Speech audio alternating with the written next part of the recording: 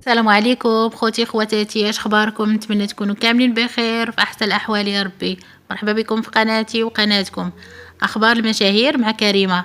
سلمى رشيد من بعد واحد الغياب اللي دام مده قررت انها تخرج وتقول للجمهور ديالها وتكشف ليهم عن السبب اللي خلاها تغيب هذه الفتره الطويله. فنشرت واحد ستوري عبر خاصية انستغرام اللي شرحت فيه كل شيء.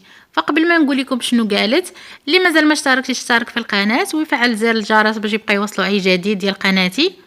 خلي معك واحد لايك، واحد كومونتير.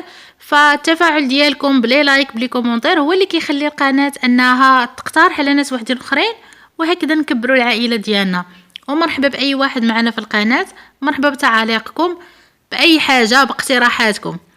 المهم اخوتي، سلمى رشيد نشرات عبر خاصية ستوري انستغرام: سمحولي غبرت عليكم، كنت كنمر بظروف نفسية صعيبة بسبب وفاة فرد من العائلة اللي كان عزيز عليا بزاف، الله يرحمه. ودعوا معاه بالرحمة عافاكم والجميع المسلمين. الحمد لله على نعمة الصبر، فعلا الحمد لله على نعمة الصبر، والله يرحم جميع أموات المسلمين.